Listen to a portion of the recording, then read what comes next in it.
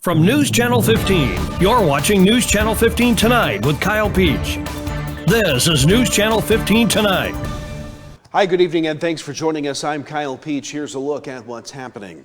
A homicide investigation underway in Jefferson County after a Hamilton County man was found dead in a parking lot in Belle Rive on Sunday morning. WFIW says the Jefferson County Sheriff's Office reports 47-year-old James D. Cross was found unresponsive shortly after 7 a.m. Sunday in a parking lot in the 21,800 block of East Bonnie Road. An autopsy revealed that Cross died from a gunshot wound.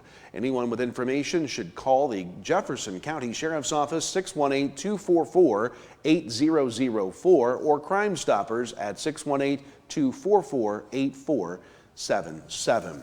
Meanwhile, Illinois State Police have arrested a Lawrence County man after a fatal shooting Thursday in Bridgeport.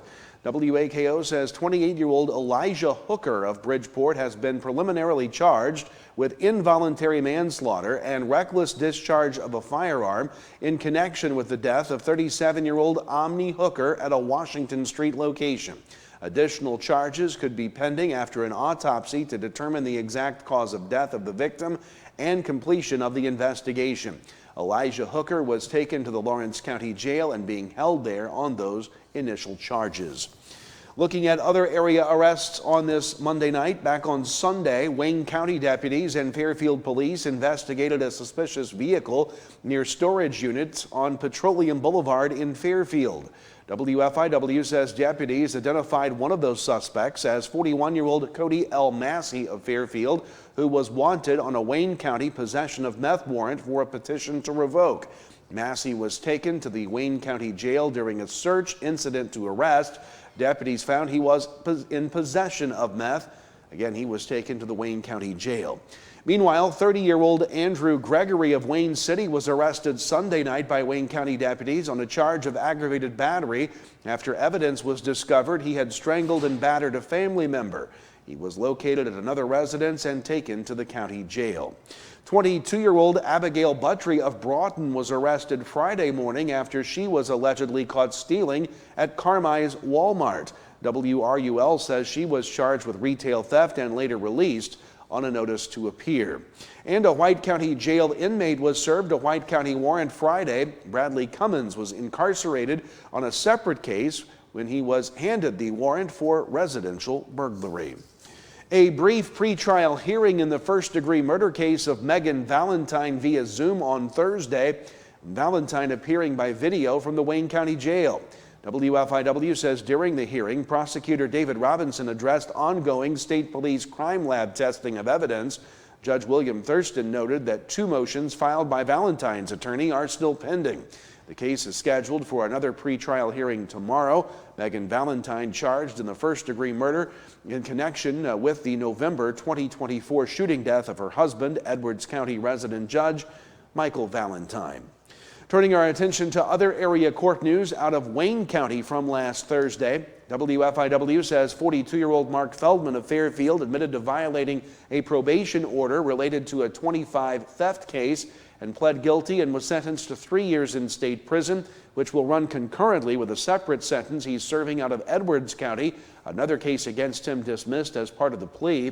31-year-old Katie Carter of Fairfield pled guilty to retail theft and was given a year of court supervision, received 197 days served at the county jail, and as part of her plea, 4 other cases were dismissed. The court also ordered Carter to take all prescribed medications as directed. And 25-year-old Kenzie Vallette of Mount Airy pled guilty to criminal damage to property and was given a year of court supervision and credited for 2 days served at the county jail. 1 additional case was dismissed as part of the plea agreement. Elsewhere tonight, the Fairfield Fire Department responded to 2 separate residential fires Friday night into early Saturday. WFIW says after 11 p.m. Friday, they were called to an attic fire at a residence on Broadway Street. Fire Chief Andrew Miller says smoke was seen coming from the attic upon arrival. The occupants were home but were able to evacuate safely. The fire was brought under control in less than 30 minutes. The home was owned by Jeffrey McDowell. The fire was determined to be accidental in nature, appearing to be electrical in origin. The occupants were being assisted by Waddy. Meanwhile, less than 8 hours later, just before 8 a.m. on Saturday, Fairfield firemen were dispatched to the report of smoke coming from a residence in the 400 block of West Center Street. First arriving firefighters observed smoke coming from the eaves of the home. The fire was found at the rear of the residence, and they were able to put it out and bringing it under control in about 30 minutes. The cause of the fire remains under investigation. The home, owned by Steve and Tricia Mason, who used it as a rental property, it was unoccupied at the time. Firefighters from both Fairfield City and Rural departments, along with Wayne City, Albion, and Sisney, were all sent to the scene. The Grayville City Council met in a rescheduled meeting on Friday. According to WRUL reports, the city is now the owner of 2 replica Civil War cannons, one being displayed at the Veterans Memorial at Oak Grove Cemetery, the other at the memorial uptown. Commissioner Baldwin purchased the cannons himself and drove to pick them up in Oklahoma. He'll be reimbursed for the purchase price of some $3,400 using city's motel tax funds. It also, the council, from that meeting, it appears that the request from the Smoke and Pig to be permitted to serve liquor beginning at 10 a.m. rather than noon has been withdrawn. This after that proposal received mixed reaction from those in the city. We've got more to come. A look at your weather forecast is next, including a disturbance that could bring us a little trouble tomorrow morning. We've got that ahead, plus a look at sports. Stay tuned. Are you living with chronic conditions or finding it hard to manage your health at home? If you're 18 or older, have a primary care provider through Wabash General Hospital, and live in Wabash, Edwards, White, or Lawrence County, our community paramedics can help. Get support in the comfort of your home, including follow-up care, home safety and medication education, vital sign checks, disease management support, and resource connections. Our certified paramedics will work with your doctor to provide non-emergent care to keep you healthy at home. Ask your WGH primary care provider for a referral to community paramedicine. There's a lot of things that you can do to help and reduce your heating bills over the wintertime. Open the draperies in the house. Let the sun warm the interior of your home during the day. That helps reduce some of that heating load during the day. Consider installing programmable thermostats. You can drop the temperature down while you're not there, or in the evening times when you're asleep, make the house a little cooler, and then have those programmable thermostats bring the temperature up at the times you're actually in the home, not away. Welcome back. Time to talk weather. Above freezing today, but some freezing precipitation to tell you about tomorrow. More on that in a moment. Nothing on the local radar tonight as we go to tape here. As we look at the almanac, above freezing, 34 degrees today was our high. 24 was the low this morning. I will tell you a couple of interesting things on the slide. The normal high and low for this time of year is now on the uptick, so we're getting warmer by average. And that 23 below record low, the all-time record low, the coldest it's ever been at the Evansville Regional Airport. That was back in the 1950s. Cloudy skies overnight and a brief passing disturbance kind of building in from the west. There it was. It's gone quickly as it moves out of here on Tuesday. But we will see a brief couple-hour period of maybe some freezing rain changing over to snow. Only minor accumulations, if any, expected, and then we clear that out Tuesday. A few leftover clouds on Wednesday, but we'll start to see the sun and continue with the warm-up. As far as accumulations, very light. It seems like the more north and east you go, is the chance that you run into an inch or so of accumulation, but that's outside of our area up in southwest Indiana. Very light, if anything, and not expecting much in the way of ice, but any freezing rain could cause a light glaze out there tomorrow during the morning hours. So again, we could see some scattered snow showers overnight tonight. Lows will be in the mid-20s. On your Tuesday, we'll get up into the mid-30s, but the precipitation is going to come, we think, before the temperature rises above the freezing point. So some freezing rain, snow possible, very light, maybe a light glaze of ice, and very minimal snow accumulation, if any, tomorrow. Tuesday night into Wednesday, we cool back down once again under partly cloudy skies. The lows will be, generally speaking, in the teens. On Wednesday, a little cooler than Tuesday, partly cloudy, mostly sunny skies. Take your pick there. Highs will only get into the upper 20s, but we get better from there as we move into Thursday, back to the freezing point, 32. A partly cloudy to mostly sunny weekend, 41 on Friday, back into the 30s for the weekend, but 46 for next Monday. That's your forecast. Sports is next. Get your new Ford at Steve Faulkner Automotive. Lease a new 2025 Ford F-150 for $484 a month, or lease a 2025 Bronco for $493 per month on a 36-month lease. Find your new vehicle at SteveFaulknerAutomotive.com. Your best deals are at Steve Faulkner Automotive. Get a 2026 Pacifica with 1.9% financing, or lease a 2026 Wrangler for $397 a month. See store for details and go to SteveFaulknerAutomotive.com.